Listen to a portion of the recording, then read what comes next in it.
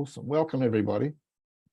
We're just a little bit late, so we're going to get straight on to this. I'm very impressed with tonight's guest, Paul Spoonley. He's been a sociologist in the trade for a long, long time. He's got an amazing emeritus level professor credentials for being a sociology professor, and distinguished to boot. So Paul, it's very good of you to give up some time for our presentation tonight, and for you to be onto a topic which is so immediately current and topical and fascinating. Without further ado, Paul, can I welcome you in and say thank you very much for the work you've done and ask you to present. Yes, thanks, Phil, and hi, everybody. Just to explain, on this title page, I'm one of the co-directors of He Whenua Taurikura. So the Royal Commission, after the Christchurch shootings, made a number of recommendations, and Andrew Little, as the minister responsible, has been implementing those recommendations. And one of those was to establish a specialist centre. It's called the National Research Centre of Excellence, actually.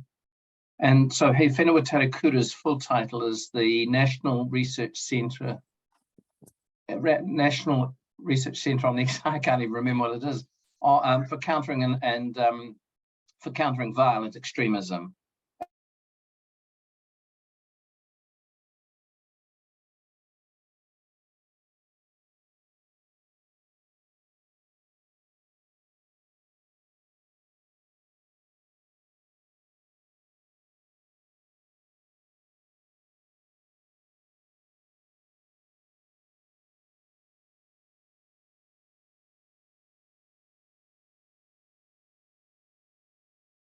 The American public, the anti-immigrant, anti-diversity views of working class America are really powerful, and the Democrats are losing that that constituency, and the Tea Party is absolutely representing it in terms of its views.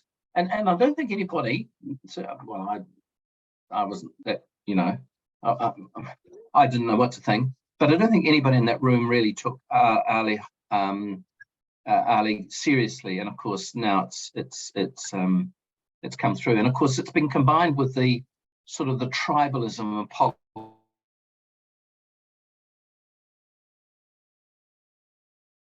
politics, and you can see it in the UK. The factions of parties have now become incredibly powerful. I've just come back from 2.5 months in Europe, and the last part of that was in the UK, and I was there during the whole Boris move to Liz Truss, and it's just extraordinary to see that. What has definitely changed, I think, is the way in which mis and disinformation has really impacted upon debate, public debate, on the understanding of political issues, and then on political process. And I'm going on TV tomorrow, and so I was just watching, and it's really to talk about the impacts of the American election on us. And I was just looking at the American election and the disorganization of the American political system, quite apart from the machinery of it, the way in which these factions play out. And of course, one of the intents, one of the aims of what's happening on the right, and particularly online, is to move the center of the debate to the right, so that the extremes of that right become less extreme.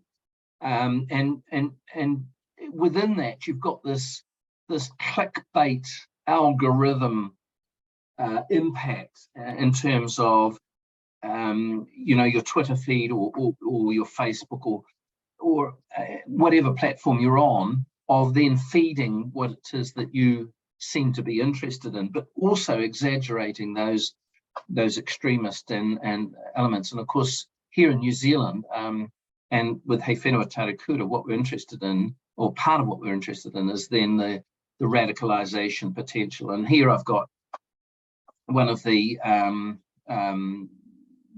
the posters that's been, you know, a la Burnland.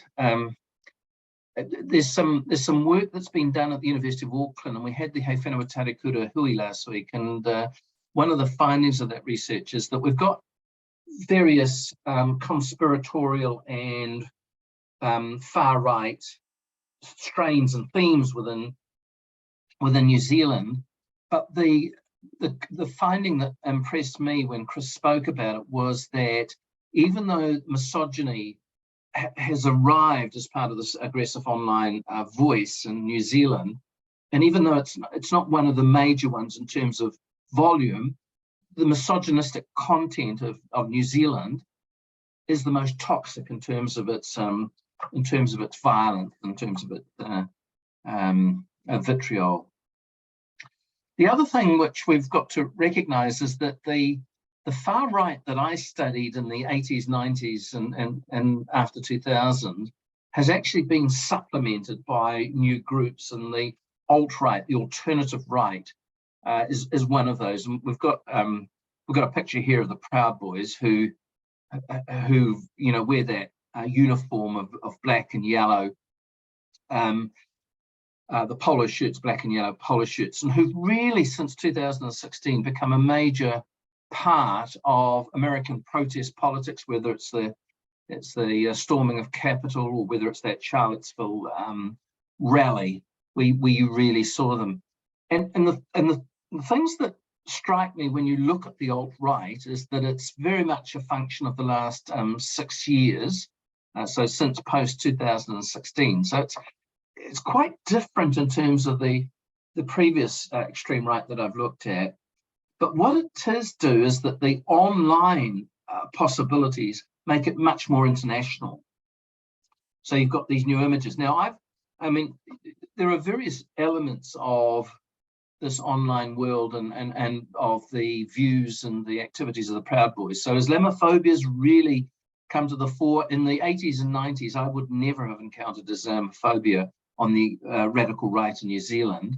It might have been there, but it just wasn't a major part of it. But anti-Semitism was.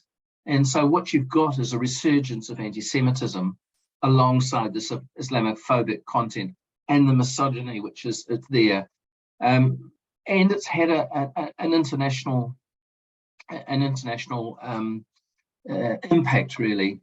And the identitarian arguments, so they really began to emerge with generation identity in Europe, but particularly that book by Camus in 2012 about the Great Replacement, that the white Christian West was being replaced. And as you can see there, the Generation Identity website says turning minorities in our own countries, turn us into minorities in our own countries. Very strongly anti-diversity, anti-multiculturalism, anti-immigration. So you can see it playing out in the US in terms of the walls and the anti-immigrant, particularly sort of anti-Mexican rhetoric there. And then the anti-Semitic and Islamophobic content. And so again, these are a mix of Proud Boys and others. And you can see the uniform, which is quite interesting there, the sort of khaki coloured pants. And so even though the flags have still got the swastika and you've got the Confederate flag, the sort of image, the dress image is slightly different. And then of course, Charlottesville really brought home to many of us the significance of what was happening, and particularly with those chants, they will not replace us and Jews will not replace us. And then of course, 2 years later, or less than 2 years later, in March 2019, I've got a bit of a beef with New Zealanders and with some of our agencies, and of course the Royal Commission picked up on this. And that is that I came back, I'd studied in the UK and I did my thesis on the National Front. When I came back to New Zealand and I was looking at these groups here, and I knew they were here because they'd contacted the National Front and British National Party, nothing to do with our National Party, but the far-right British National Party. So I knew that there were people in New Zealand who were part of this political tradition and had been making international connections. But when I came back here, people said, no, I mean, the Race Relations Conciliator, no, we don't have them here. Police intelligence, no, we don't have them here. And of course, people began to realize, in fact, we did have them here. But there's still quite a strong argument about New Zealand exceptionalism, that it might happen somewhere else, but it doesn't happen here. So Christchurch was a huge wake-up call, but even now I get that exceptionalism. Well, he was an Australian, and it just happened to be that he chose to act out his terrorism in New Zealand. But what we can see is with that person that very much influenced by international events and ideologies of the far right. If you, and I'm not suggesting you do, but if you were to read his manifesto, it's an extraordinary mix of quite ancient history and beliefs about Europeans, and then what is happening to them. So it spans quite a lot of territory. And of course, the thing that, and we'll come to this in a moment, the thing that I've come to accept and see good evidence for, by the way, is that online radicalism does lead to actual real world behavior. And the other thing is that we are now part of an international set of events in which Christchurch is referenced. So Norway preceded Christchurch, but El Paso and Hanau both came afterwards. And of course, the shooter in El Paso referenced the Christchurch shooter. So we're now part of an international chain of extremist activity. In terms of the groups here, some of them went to ground. The Dominion movement went to ground after the Christchurch shooting, but then morphed into, by which I mean some of the members became part of Action Zealandia. You can look up Action Zealandia. They are, they've got a website which carries a lot of material. What you'll see there is the international themes and the hostility and the racism and the misogyny and so on, all reflected in here in New Zealand. Recently, they've attacked the Astor Foundation, which was set up by Sir David Levine, which was an organisation designed to help the welfare of Jews in New Zealand, and it's a really scurrilous attack on the Astor Foundation. But then we've got the other themes, particularly the themes about low trust in government, and so you've got all of this, these views about the current Labour government in New Zealand being a front for, and you just add in your own words, Jews, George Soros, whatever. The replacement arguments are very obvious, and that idea of white ethnogenocide is there. And then, of course, we've got the attacks on the WHO and the UN.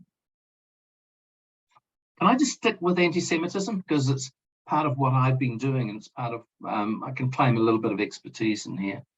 The Anti-Defamation League, which is a Jewish organization in the States, which has got a wonderful website on these sorts of things, does, you know, has really good insights into what's happening internationally, has done some work on New Zealand,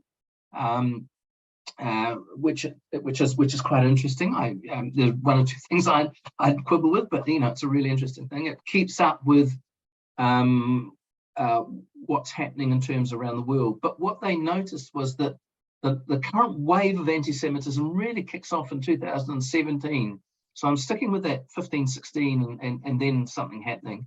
And the Agency for Fundamental Rights, which is a UE agency, has also noted in the European context this significant rise in the last 5 years of anti-Semitism. And as just an example, they calculate there are 5 million politicized anti-Semitic tweets each day, part of Twitter bombing.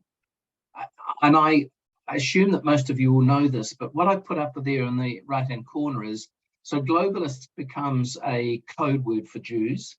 1488 is the 14 words of the David Lane quote about preserving the white race. And 88 is Heil Hitler.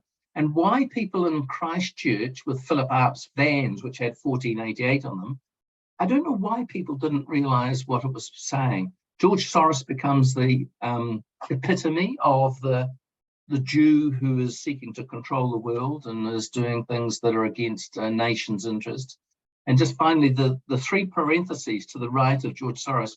If you want to signal that the person you're talking about is Jewish or the organization is Jewish, you put those parentheses around, and so that becomes a way of signaling that they're Jewish. And the things happen here, and I'll start with Billy Te Kahika. So I was interested in Billy Te Kahika and his activities as one of the minor political parties on the far right that contested the last election.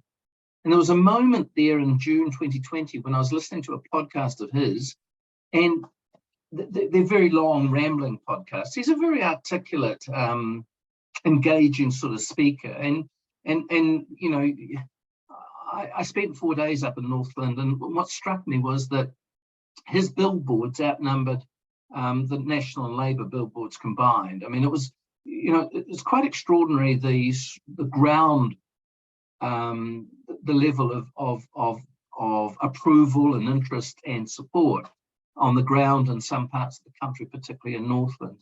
But Billy Te Kahika took this turn and started talking about the Rothschilds.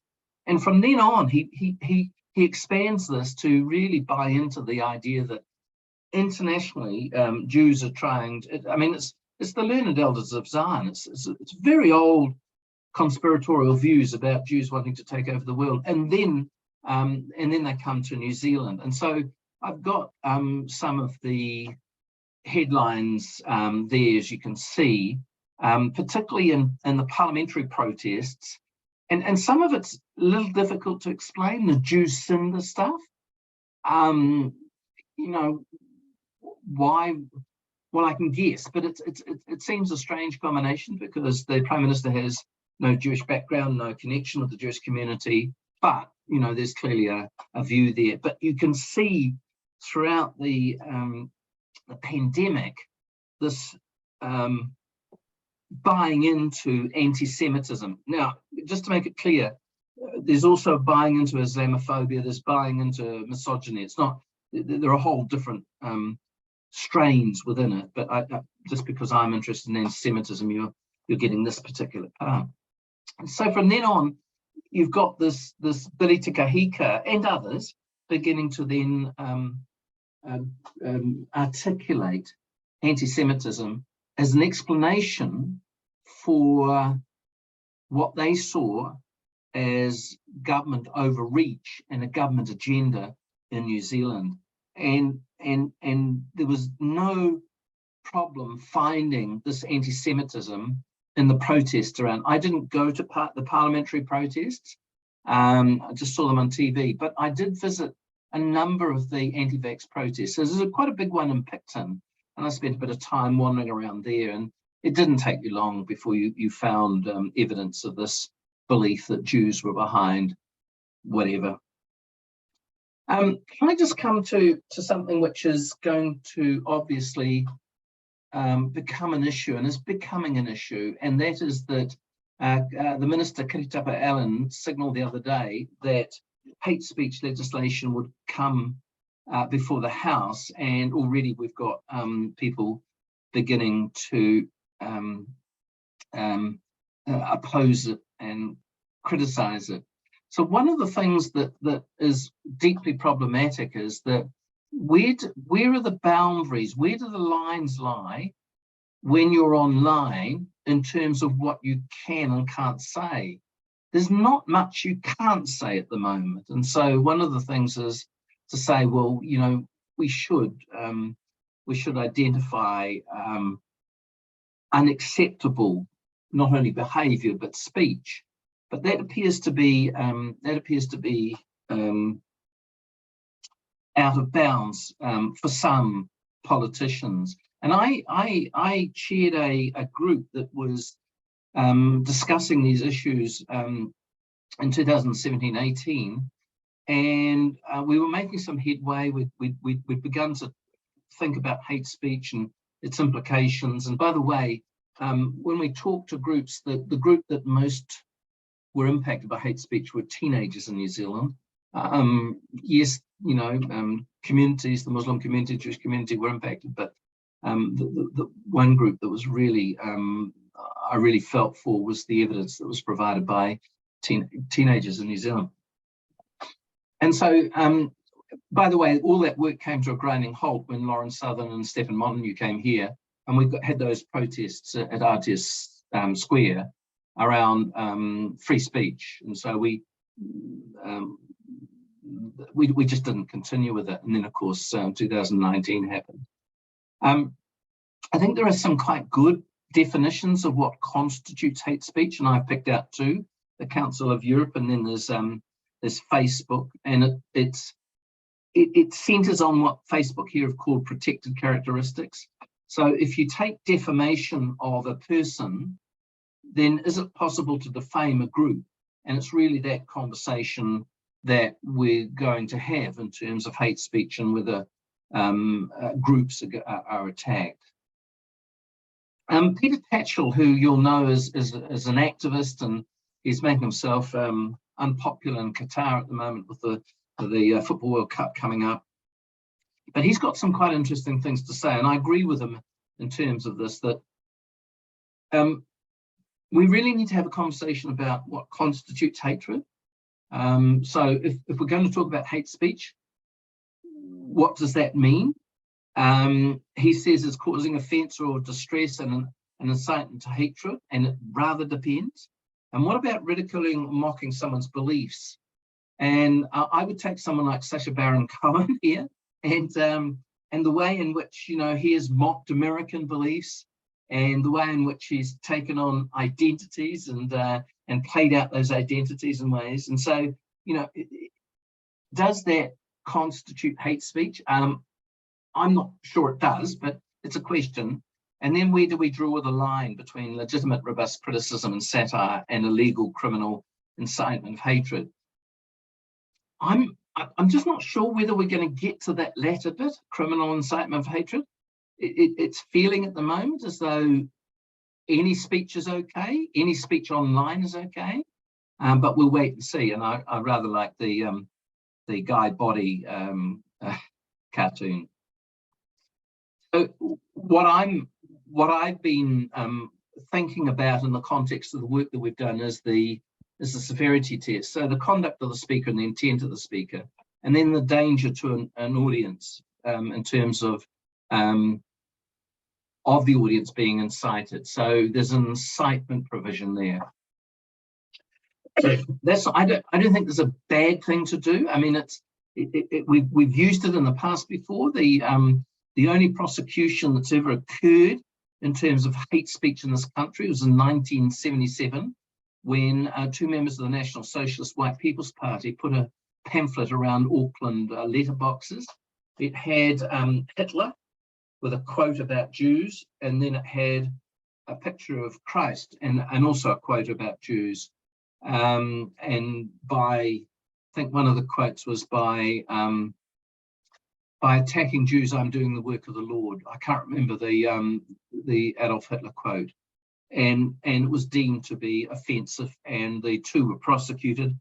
Both of them got prison sentences, but one of them, Colin King Ansell, as he was called then, Colin Ansell as he's known now, appealed and got off with a fine. And so that was on the basis that a community had been both offended and were feeling threatened by it. I don't know that we really understand what it means to be targeted in the way that it is. And you will have seen possibly some of the reports about the stuff that's directed at the Prime Minister, the number of death threats, the way in which her family are portrayed, the sort of the extreme misogyny which she's targeted with.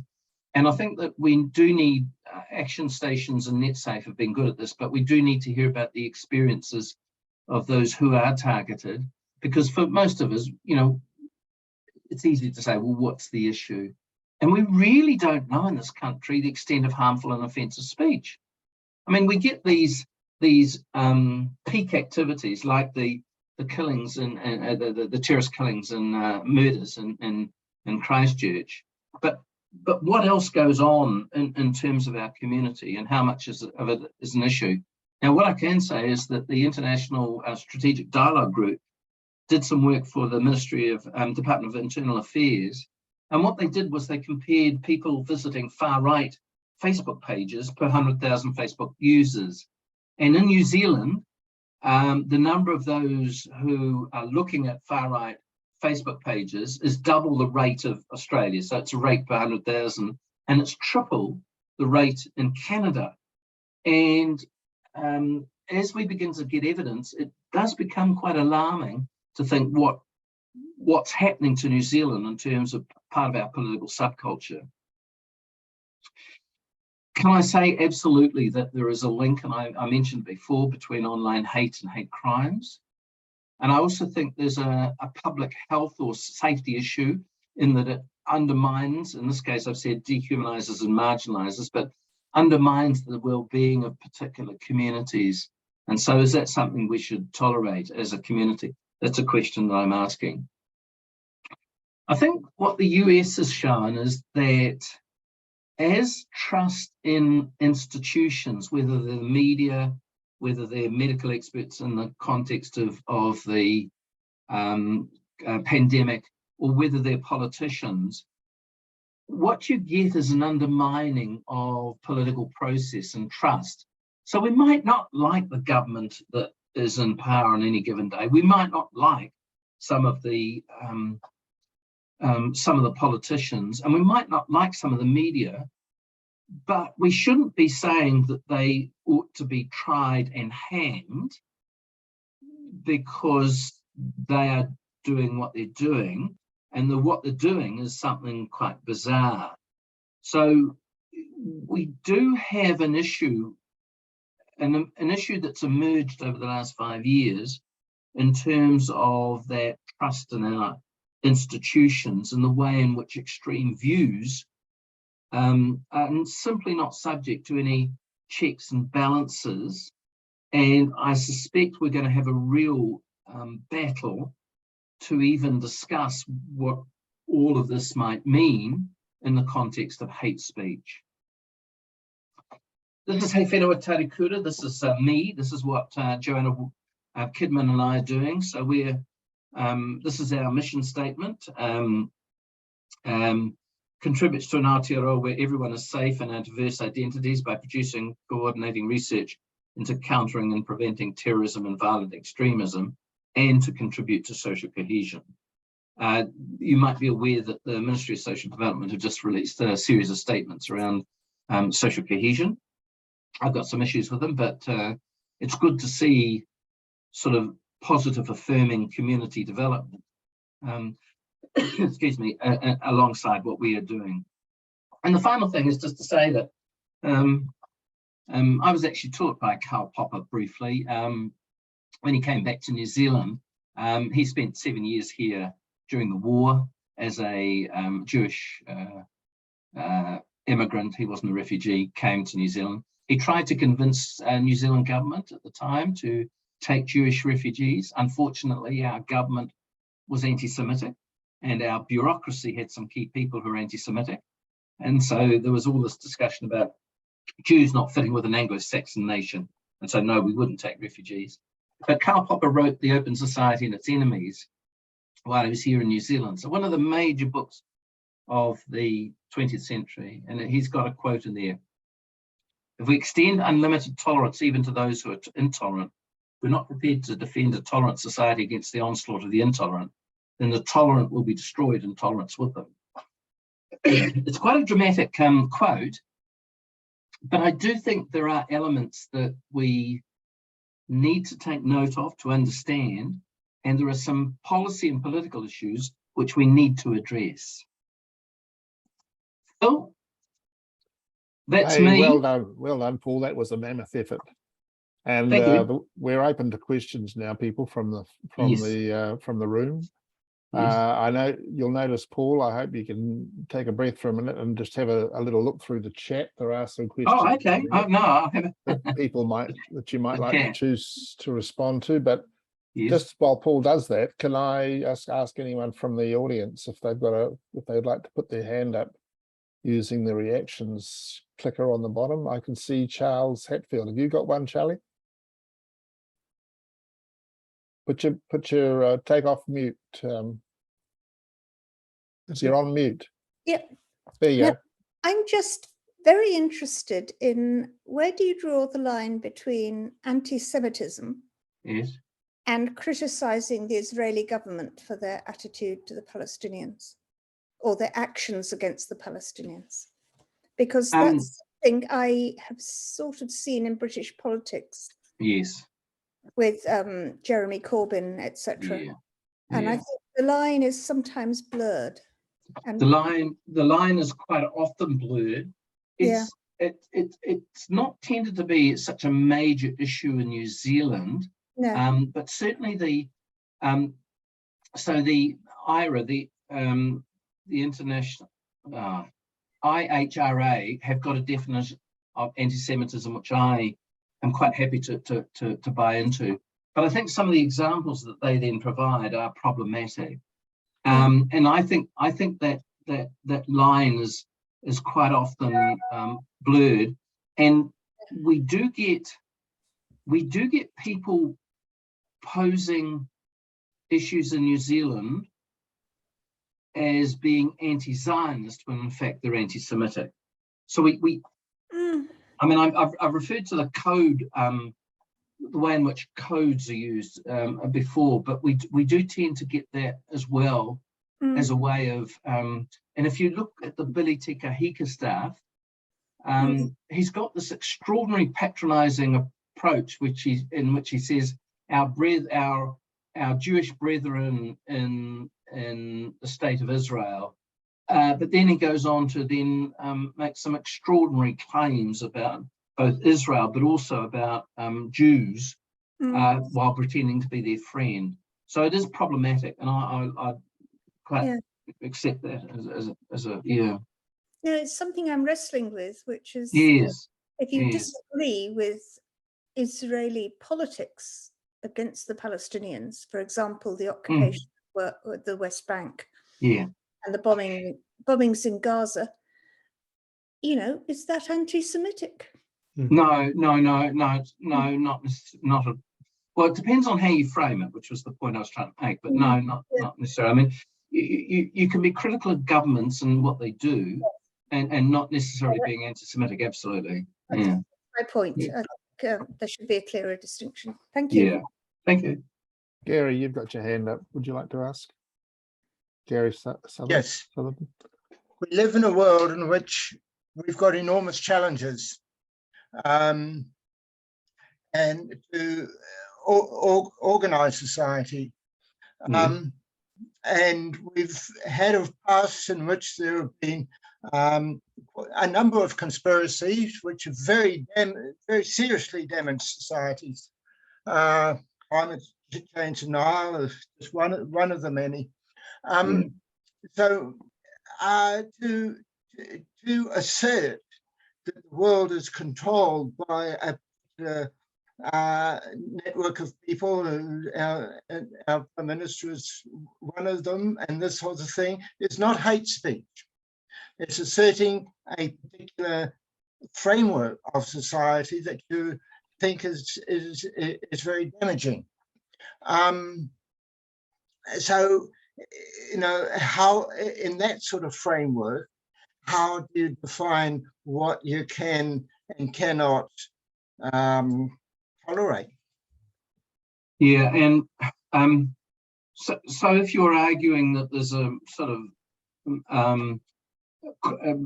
capitalist corporates around the world that are having an impact, I mean, none of that comes anywhere close to hate speech.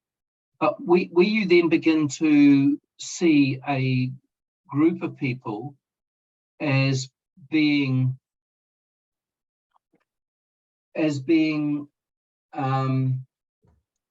responsible? But more than that, it's where you begin to then talk about that group of people in very vitriolic, stereotypical, hostile ways.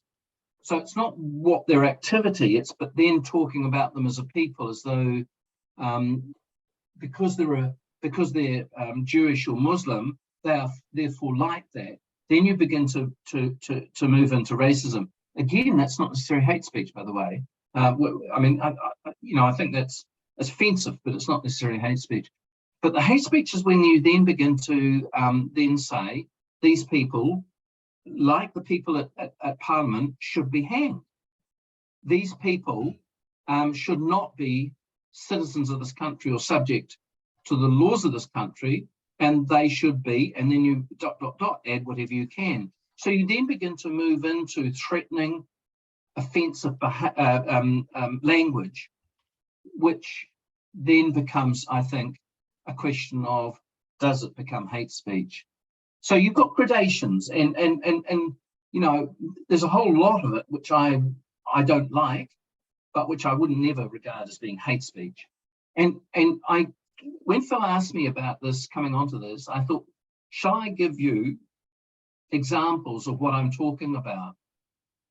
And I'm really, really reluctant to platform these views.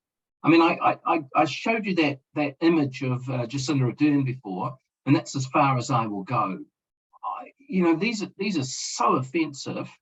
And by the way, you can, it wouldn't take you 5 minutes to go online and find some of this. It's not difficult to find, but they're so offensive. And so it probably hasn't helped my case that I haven't given you sort of examples, but I'm not prepared really. Thank you, Paul, and thank you, Gary, for your question. Kay, you've got a lovely bunch of comments that you've made in the chat, and I appreciate that the effort you took to write those points out. Yes. And then you've also got a particular question. Kay, take yourself off mute if you like, and put your question to Paul. This is the alliances, is it, Kay? Well, yes, and between particular groups, but I just wanted to give you the opportunity, Paul, also to think about what you would put into hate speech legislation if you had some, because when you were talking then about examples, it makes me think of the attempt that the police made to look at whether a pastor's description in a sermon of he thinks gay people should be shot, and the police said that's not hate speech because he didn't say that he would do the shooting. So it was like, quite and the discussion I've been making in the chat is the comparatively similar behaviour I've seen about those who are anti-Muslim and those who are anti-transgender, and that whole issue of rights and people coming together in a way that you wouldn't expect. So I have seen feminists speaking at men's rights conferences because they're united over anti-trans rights sort of issues. And I just wondered whether you are seeing more of these almost isolated groups who have become marginalized by the mainstream, whether they're finding common cause and whether that's because of the cause or because of how they're feeling isolated, whether you have any comments on that. Yeah, and so the groups, Kay, that I looked at were the anti-fluoridation, anti-5G towers, anti-1080. So those groups were been in place long before Billy Te Kahika and the others came along. And what you see is an alliance between these groups. And what has always struck me about the far right is that they often see their worst enemies as being the other far right group down the road. They're very factional, and they're always those factions are fighting. Yeah. And the thing that I think, I mean, Voices for Freedom tried to mount a campaign during the local body elections and without much success. But I do think the next year's election is going to be critical in terms of whether we see those groups. And I visited the groundswell protest at Auckland a couple of weeks ago and had a look. And I think my own estimation is about half of them are farmers protesting about the government, but the other half were Voices for Freedom. And once you got into the Voices for Freedom stuff, you began to get some of this conspiratorial view, it tails off. But what was interesting is Brian Tamaki turned up. And there were 5 parties, and the question is whether they're going to be able to find somebody they can come together behind, and what their messaging would be. I'm quite clear that their messaging is going to be really hostile, and it'll be, I think somebody's talked about, the rainbow community, transgender, there'll be a number of platforms. And what has surprised me is that how influential American politics has been. So if you looked at those parliamentary protests, why have we got American flags? Why have we got Trump stuff there? Why have we got MAGA? I mean, obviously make it a do and go away. It translates into a New Zealand setting. But there's some really significant cultural pitch points. And we've got extraordinary, I mean, the sovereign citizens movement here is an extraordinary, I mean, we don't have sheriffs. Why are we talking about sheriffs?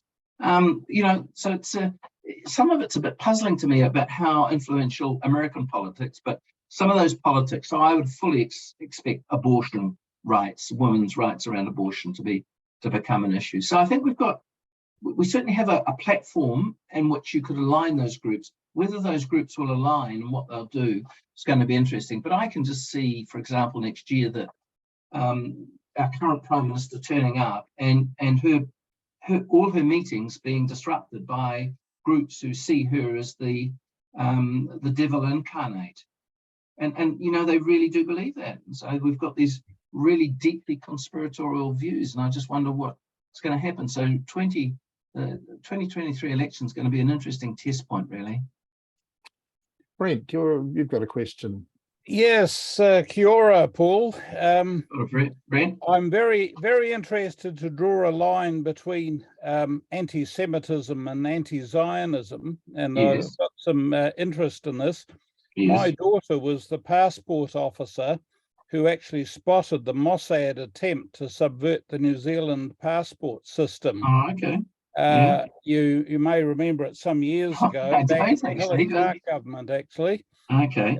And, was it the my Clark daughter government? was the one that raised the flag because she didn't think that the information provided quite lined up with what was was being sought. Yeah. It's interesting. I'm a Green Party activist, and I was actually recruited into the Green Party by a Jewish anti-Zionist, David Weinstein, because of my light rail advocacy. I can see behind you, Brent. Yes. That's a great combination, Brent. Yeah. Well, you see my background there. Yes, I can. Yes, I've posted a question for you though, because my father was a radical activist in Christchurch in the 40s and 50s, and got a lot of attention from the security police, the SIS, and their forebears, and I've got files from them, which are quite interesting for a biographer. But I've posted a question on the chat there about whether, considering that the far right obviously poses the greatest security threat to New Zealand at the moment, whether you think the security agencies, the SIS and so on, are actually capable of making the culture change to spotting this threat and combating it that they really need to. Yeah, well, I mean, the Royal Commission was highly critical that we were looking in one direction and not the other. So that, the Fourth Reich were established in a Christchurch men's prison in the 1990s, and then went on to commit 4 murders. Why weren't they regarded as a gang, a white supremacist gang who threatened New Zealanders? But they weren't ever, in corrections terms, regarded in the same way as the mongrel mob and so on. So I think there has been a myopia, and it's been compounded by that exceptionalism. New Zealand, this is not an issue in New Zealand. The Royal Commission has made very clear that they do need to change, and I think under Rebecca Kitteridge they have been changing.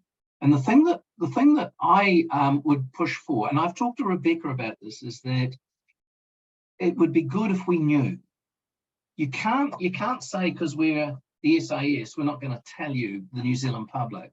And I think we do need to know more. And what I would be looking for is, I said there wasn't any data really around hate speech in New Zealand. We don't have a central repository, which is what I would argue for, which records people who've been subjected to hate speech. So we know what the volume is, who the people are that are being attacked. And I think our agencies, our security and intelligence agencies, really do have a responsibility. Now, having said that, Department of Internal Affairs have a digital hate log, which is well worth having a look at. So we're beginning to get some data out of some of the agencies, and I think certainly the SAS are prepared to, under the current Rebecca Kitteridge, are prepared to be more open, and I think we need them to be more open. So I can't answer your question, but I like you, would like to know more so that we can actually form a judgment about it. Okay. Margaret, your question. You're on mute, Margaret. Hello, Margaret. There we go. Sorry. Here. I'm just curious. This has been quite shocking for me, I must say, listening to you. This is a real eye-opener. But I'm curious, how does the misogyny come into anti-Semitism and anti-everybody else? Why? I mean, everyone's got a mother. I don't understand how they can be hating women. I don't get it. Well, I think you asking the slightly wrong question, Margaret. It's why do we have a woman prime minister?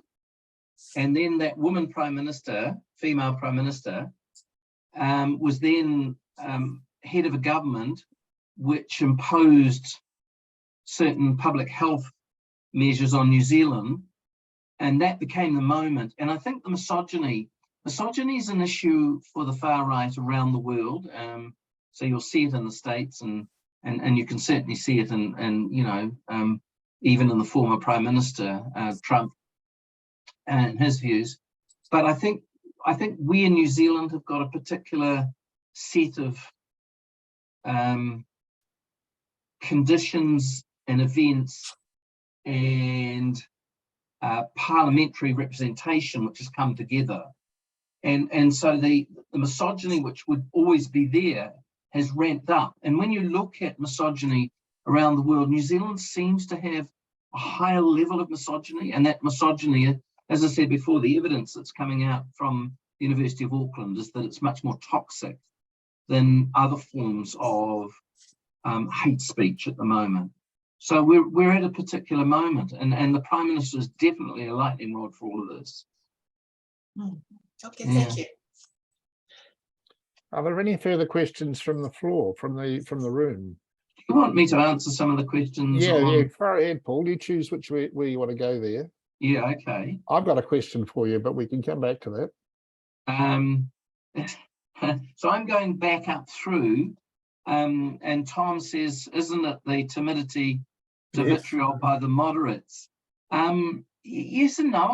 I think some of our media, I think, for example, Stuff, I think, did a fantastic job during the local body elections to call out the more extreme candidates and so on. So we had that guy, the Action Zealandia candidate in Upper Hutt. And so, yeah, but of course, the mainstream media are not the major influencer here. It's what happens online. So we should understand that. Suzanne has said about homophobic attacks on lesbians. Absolutely. I mean, I could talk about a lot of different elements here, but certainly trans, the rainbow community have been under attack. And, you know, Brian Tamaki is really front and center. Well, is an example of what that verbal. Who's this? Oh, this is Kay again. Verbal abuse, physically and absolutely. I mean, there's a whole lot of stuff which is really deeply problematic, and you will. I was at the meeting between members of the Muslim leadership in New Zealand in 2017. And senior members of the government, as in the bureaucracy, not the political wing. And I was the only non-Muslim, non-government member there. And they clearly said, look, we've got a problem. What we experience on a daily basis is a problem that really needs to be identified. And of course, the government departments that were in the room didn't do very much. And then 2019. So it's really appalling that we were getting members of communities saying to us, you know, you should understand that this is what we're experiencing. And the rest of us, and certainly parts of the government, did not take that on. Now, Eric said about poorly educated and economically underprivileged white males. That's true, and it's certainly been true of the groups that I've looked at in the past. So if we take right-wing resistance in Christchurch, or we take skinheads, absolutely. But what's interesting, if you look at Action Zealandia, is that they are university students. They are not poorly educated or underprivileged at all. And so quite a number of the Action Zealandia people are people who've been university qualified. The person I was talking about before, the Upper Hutt candidate, had a very a significant job, well paid.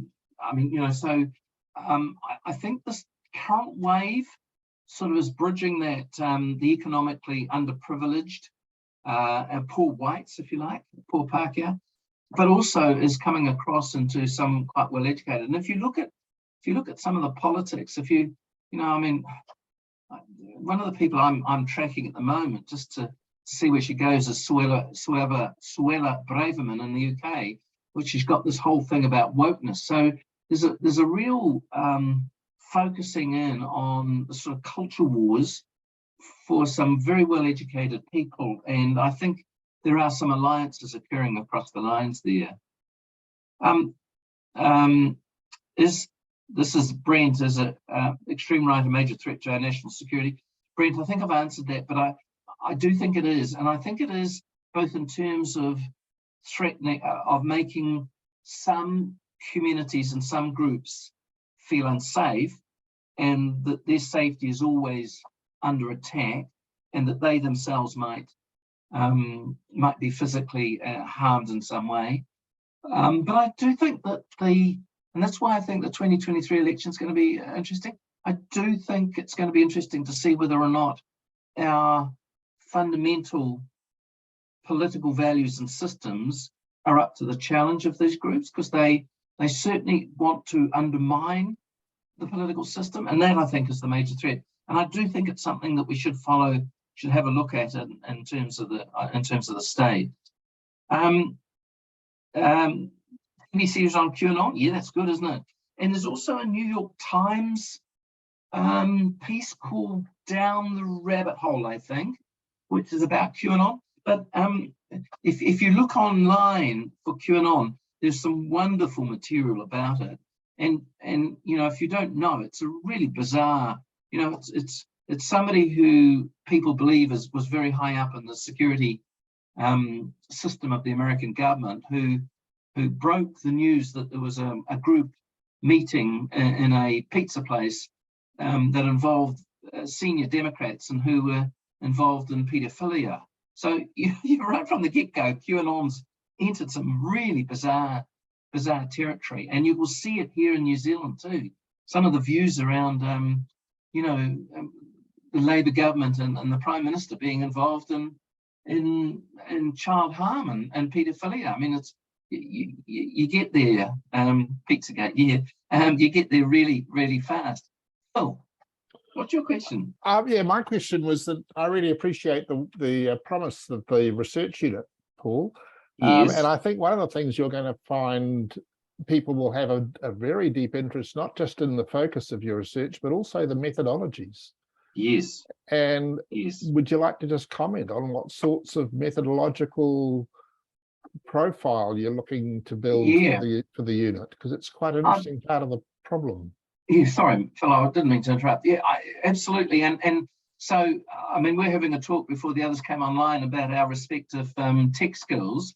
Yeah. And so there are some people around who are really good at this. And so there's a group like Paparoa who do an excellent job in understanding what is happening amongst these groups online. And Byron Clark will have a book that comes out next February, which looks at all of this. So Byron's been a community activist and has written about the far right. While I was in Europe, I visited some of the groups that are doing this work in Europe, and you know, they track the groups online, but how they did it in the dark web, they weren't prepared to tell me. So I'm very reliant on other groups other individuals and their skills, Phil, in terms of fully understanding exactly what happens online. So I'm, in a sense, I'm secondary. Others are going to do that primary research. I'm going to use that. Te Pūnaha Matatini here are doing some work. Chris Wilson at the University of Auckland is doing some work. So there's one or two people who are beginning to do that, but it's not systematic, and that's what we at He Whenua Taurikura, what we will do. We will pay for research. We will sponsor students. We will sponsor PhDs so that we get that expertise and we get that knowledge in New Zealand. Because frankly, we don't have it at the moment. And just to follow up, do you see the unit as being a place where research will be published by way of reports, or will it be an institution which, for example, provides expert evidence at trial when questions of definition are being debated by the prosecution and the defence? Or do you see yourself as being a training organisation to wise up government departments and even members of the cabinet about what it is that they have to do if they're going to take due process here? I think it's probably 1 in 3.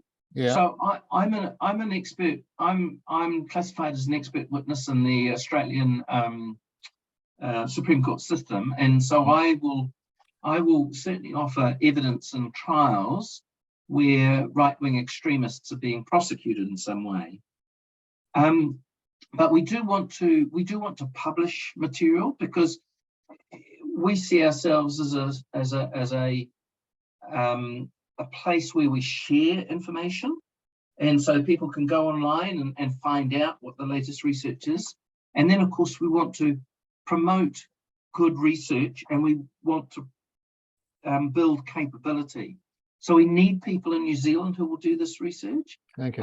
I mentioned the Anti-Defamation League. I could have mentioned the Southern Poverty Law Centre, Tell Mama in the UK, Hidayah out of the UAE. There are groups around the world that are doing some really good research, and we should call on that research. But of course, none of that research, or very little of that research, centres on New Zealand. So we really do need New Zealand experts who are able to help us, whether it's the cabinet or whether it's the public, understand what's going on. Thank you so much, Paul. Before I close the meeting, can I just check if there's not a lingering question in the room somewhere? A lingering question. A question that someone's going to say, I wish I'd asked that question in about 5 minutes' time. Seems not. Yeah, Margaret, you've opted. Just one last thing. When you're talking about extremists, whether they're misogynist, right-wing, whatever, what percentage of the population of New Zealand approximately are we talking about? Is it like 10%, 1%? No, I don't think it's as high as that. It's like onion rings, though. So at the core, we've got the activists like Billy Te Kahika, who absolutely believe in all of these conspiracy theories. And as you get out, I mean, if we think about those people at the parliamentary protest, I think a good proportion of them had bought into the conspiratorial and vitriolic politics that we're really talking about. But others, I think, were probably not so convinced. So they would be convinced by the anti-mandate arguments, but not by the Islamophobic or anti-trans or whatever arguments. And I think we've got to be careful about that. So I don't know the answer to that question, and I'm not sure. See, what my answer has always been, and this is about the far right, it doesn't matter how many there are, it only takes one. And so I think it's really about who's prepared to do what, and then the willingness of a group of New Zealanders to undermine our political values and systems. So if you think of, the election next year, and if you think of a particular group rocking up and disrupting the Greens or Labour, I can't see them. They might do it to other parties, but disrupting their political meetings, and I've seen quite a bit of this, by the way. You don't need many people to do that, and you know, it's like the anti-three water stuff. You create a sense of there's a constituency that's actually larger than it actually is, and that I think is one of the purposes of it.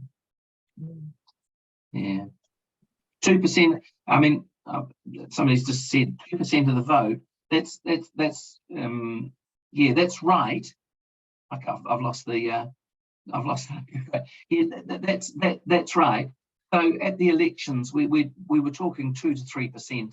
If you add up those 5 minority party, so the Outdoor Party, the Conservatives, the Tamaki Party, which I've completely forgotten the name of. But you know, the pandemic has changed things, and I think there might be more people willing to support those sort of conspiratorial views. Would it get to 5%? I don't know. I mean, that's the test, really. Thank you so much, Paul. I really want to thank you for the work and effort and the patience you've shown with the questions and the depth of answer you've given to those questions. I'm not quite sure whether we can clap, but we can probably shake our hands and just say thank you, Paul. Can I also say thank you to the audience and the room who are there for being such a well-mannered group that we were able to conduct a very valuable and informative conversation. Just hope you all have a pleasant evening tonight, and look forward to a pleasant summer. I think I can say safely that this is the last Fabian session that we'll organise from Auckland this year. And if any of you have got suggestions as to where we go and how we go for 2023, please email me. I think you should have my email by now. And I wish you all a very pleasant evening. Good night, and thank you so much again, Paul. You're welcome, and thank you for inviting me, Phil. Thank you. All righty. Good Cheers, night. bye.